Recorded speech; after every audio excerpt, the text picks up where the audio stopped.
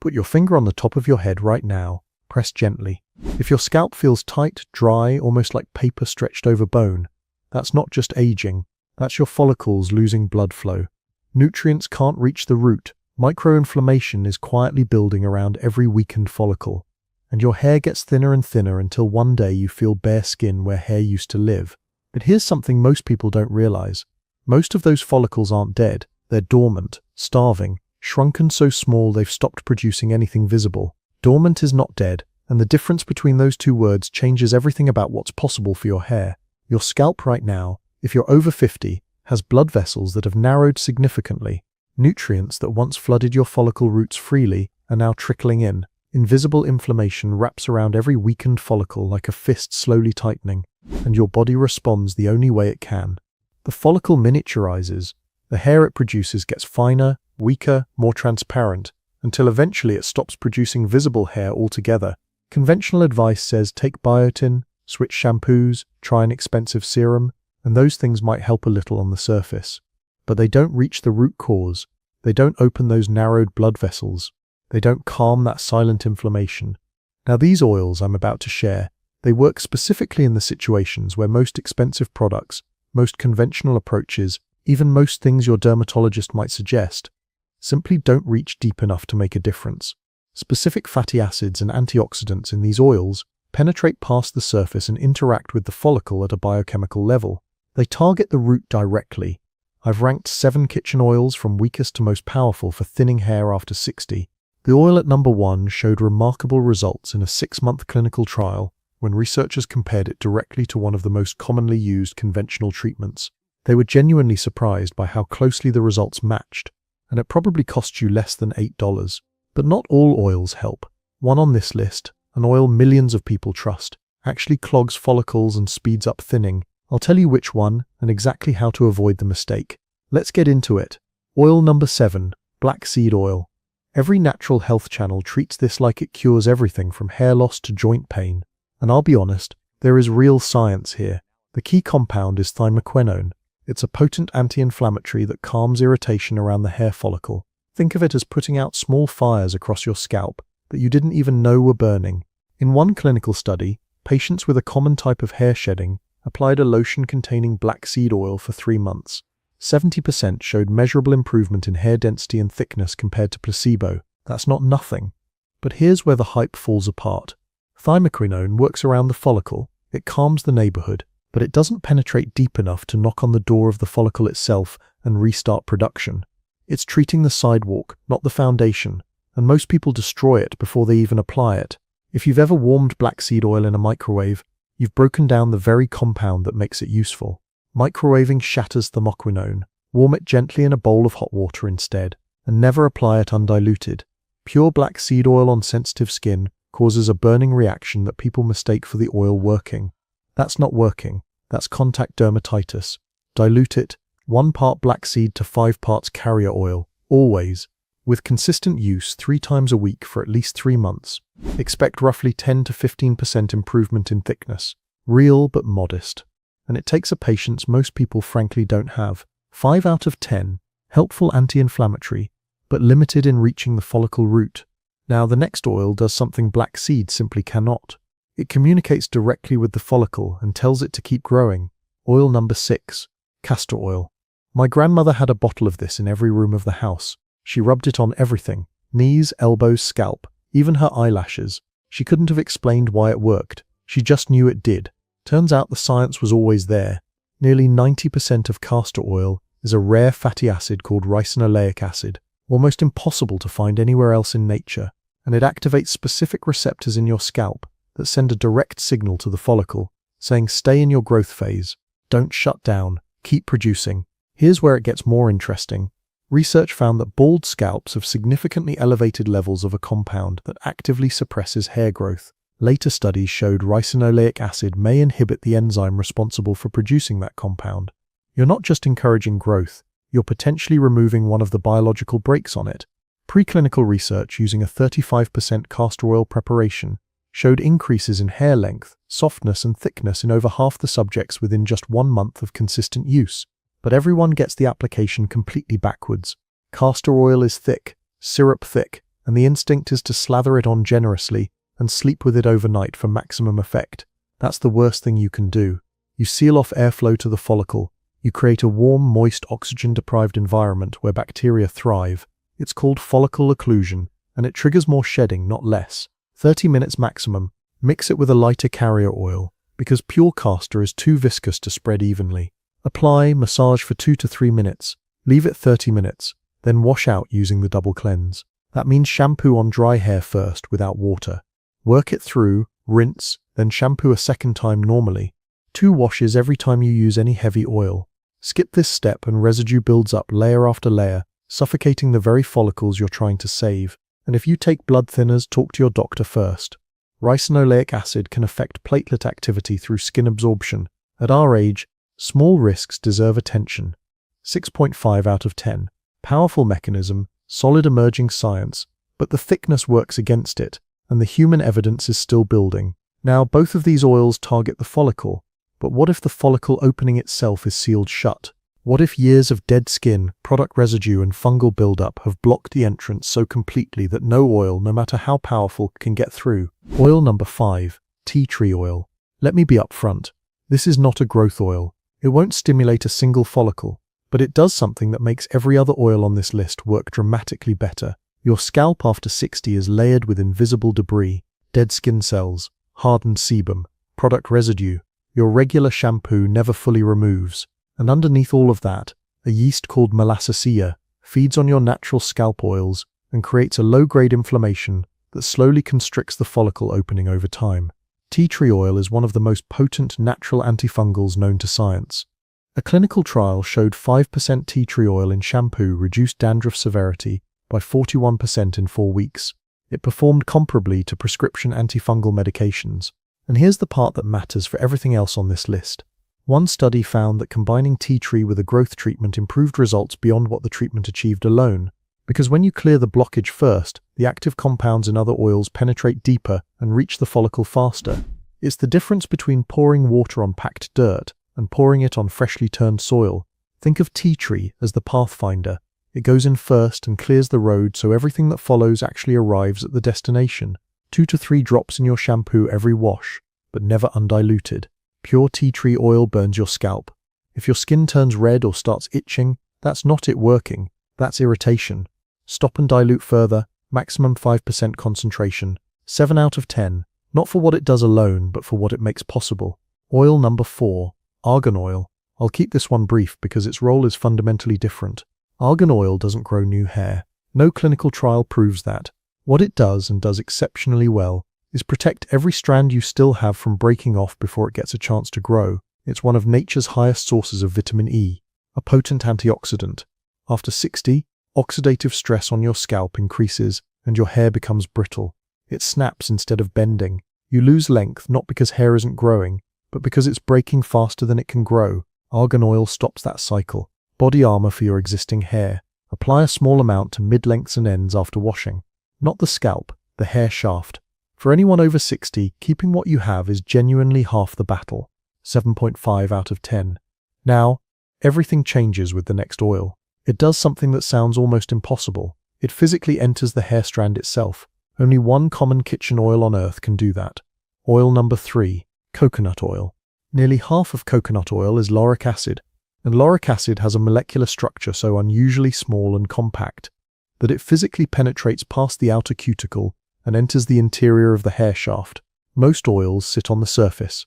They coat, they shine, coconut oil goes inside.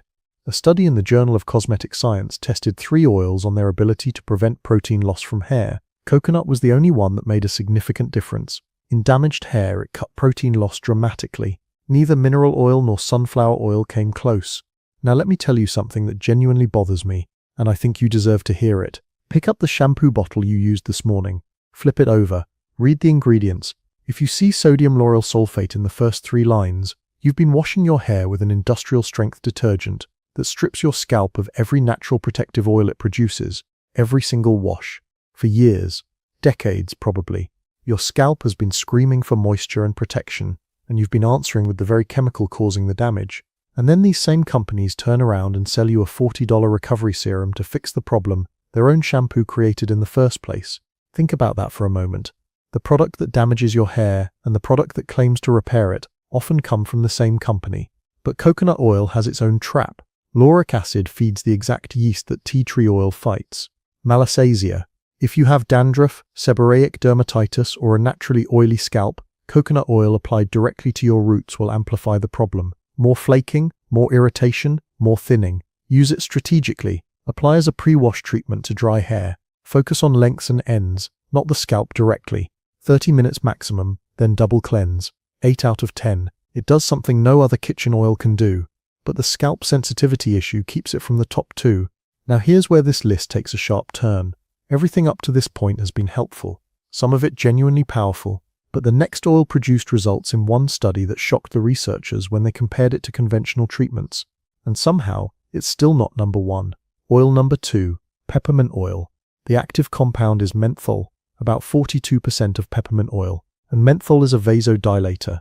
When it touches your skin, it triggers receptors that force the tiny blood vessels in your scalp to physically widen.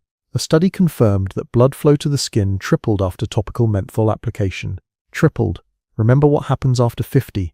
Blood flow to the scalp drops. Follicles starve. Everything thins. Menthol reverses that, rapidly. A 2014 peer-reviewed study tested 3% peppermint oil against conventional approaches on mice over 4 weeks. The peppermint group showed the most prominent growth effects of any group tested. Follicle count increased by over 300% compared to the control. Growth was significantly stronger than the conventional group. Follicle depth was over 200% greater. The dermal layer of the skin physically thickened. The study also found peppermint upregulated a critical biomarker called IGF-1. When IGF-1 rises at the follicle, the growth phase of your hair accelerates and extends. Everything about this data points in one direction. Now I have to be straightforward because you deserve that. This was a mouse study. Mice don't go bald the way humans do. No human clinical trial exists specifically for peppermint oil and hair growth yet. The data is extraordinary but hasn't been confirmed in people. That cool tingle when peppermint touches your scalp? That's not a feeling. That's measurable vasodilation. Blood vessels physically widening and flooding your follicles with oxygen and nutrients that haven't reached them properly in years. 2 to 3 drops per tablespoon of carrier oil. Never apply undiluted. It will burn. Patch test behind your ear. 24 hours before full scalp use if you have sensitive skin. My neighbor, retired pharmacist, heard me talking about this research and said something I haven't forgotten. He said if a pharmaceutical company could patent menthol for hair, it would be $1 billion product by next year. He's probably right. 9 out of 10, the most dramatic research data on this list, but no human trials yet, keeps it one step below the top. And that brings us to number 1, the oil that didn't just show results in a laboratory or on mice. It went directly against one of the most widely used conventional treatments in a 6-month randomized trial on 100 real human patients with diagnosed pattern hair loss, and stood toe-to-toe with it. Parallel results, with noticeably fewer complaints of scalp irritation. Oil number 1, rosemary oil. Your grandmother kept rosemary in her kitchen. Your great-grandmother kept it in her hair. Centuries of intuition. The science was always there, we just didn't have the instruments to measure it. Rosemary oil contains compounds that target the exact same hair-damaging enzyme that top dermatologists focus on when treating pattern hair loss. The enzyme responsible for converting testosterone into the molecule that miniaturizes and slowly kills your follicles. Rosemary targets it topically directly at the scalp, without the harsh chemical profile of conventional treatments. On top of that, rosemary enhances blood flow through a completely different pathway than peppermint, which means when you combine both, you're opening scalp circulation from 2 directions simultaneously. A randomized clinical trial published in a peer-reviewed dermatology journal assigned 100 patients with pattern hair loss to either rosemary oil or a conventional topical treatment for 6 months. At 3 months, neither group showed significant change. That's normal. Hair doesn't respond quickly. But at 6 months, both groups showed significant increases in hair count compared to baseline. The researchers found no meaningful difference between them, and the rosemary group reported less scalp irritation overall. An earlier study published in the Archives of Dermatology tested a blend including rosemary on patients with alopecia areata. 44% of the treatment group improved compared to just 15% using the carrier oil alone. More recent research pushed it further. A double-blind trial measured hair thickness improvements of roughly 70% and density improvements of about 32% using rosemary-based blends, measured with clinical instruments, not opinions, not self-reports. Actual phototrichography data. A woman in our community told me she'd been using rosemary drops in her shampoo for 4 months. She said her hairdresser asked what she'd changed because the new growth at her temples was visible from across the room. She spent $8 on the bottle. Her previous serum cost $65 a month and did nothing she could see. Here's how to use it. The simplest method, and the one I recommend if you're starting tonight, is the shampoo drop. Every time you wash your hair, add 3 to 4 drops of pure rosemary essential oil into the shampoo in your palm. Mix for 2 seconds with your finger and wash normally. You don't need to change your routine. You don't need special applicators or timers. 3 drops every wash. For stronger results, 5 to 6 drops in a tablespoon of carrier oil, massaged into your scalp 2 to 3 times a week. Evening application is ideal because your follicles enter their most active repair cycle at night. Always apply to a dry scalp. Water creates a thin barrier that dilutes the active compounds and blocks absorption. Towel dry completely before every application. Buy cold-pressed 100% pure rosemary essential oil. No added fragrances, no fillers, no blends. Read the label. If the ingredient list has more than one item, put it back on the shelf. A good bottle costs $8 to $12 and lasts 2 to 3 months. 10 out of 10. The only kitchen oil with multiple human clinical trials showing results that stand shoulder to shoulder with conventional treatments. Now let me tell you exactly what to expect day by day so you don't quit too early and waste everything you've started. Days 1 through 3. You'll feel a slight warmth and tingle from the rosemary and peppermint. That's circulation opening. Your scalp may feel looser, softer. That tight, papery sensation starts to fade. Week 1. The excessive shedding slows. Fewer hairs on your pillow in the morning. Fewer in the shower drain. The itching that you might not have even noticed calms down. Weeks 2 to 3. Under bright bathroom light, you may spot tiny new hairs along your hairline and temples. Fine, almost transparent. That's brand new growth pushing through follicles that have been dormant. Month 1 to 2. Those fine hairs begin to thicken. Your part line starts looking narrower. This is usually when someone close to you notices first. Month 3 to 6. This is when you compare your before photo to your current state and genuinely can't believe the difference. If I was starting fresh tonight, my exact routine would be this. 3 drops rosemary and 2 drops peppermint in my shampoo. Every single wash. That covers the 2 most important mechanisms, blood flow and follicle protection. Twice a week, a scalp massage with tea tree oil diluted in a tablespoon of argan oil to clear years of buildup and protect existing strands simultaneously. Once a week, a coconut oil pre-wash treatment on lengths and ends to reinforce the hair shaft from the inside and prevent the breakage that makes thinning look worse than it actually is. Total monthly cost, less than what most people spend on a single bottle of drugstore shampoo. Don't make the mistake of trying all 7 at once, thinking more is better. Pick 2 or 3. Rosemary as your foundation. Peppermint or tea tree as your support. Stay consistent for at least 8 weeks before you judge anything. Follicles operate on slow biological cycles. Patience isn't optional. It's the difference between results and frustration. And please don't stop any prescribed treatments without talking to your doctor first. These oils can complement what your doctor recommends. They're not a reason to abandon medical advice. Take a close-up photo of your part line and temples tonight. Bright bathroom light, same angle, same distance from the mirror. Put it in a folder on your phone and forget about it. 30 days from now, same photo, same light, same angle. Place them side by side. That picture is going to tell you a story your mirror hasn't told you in years.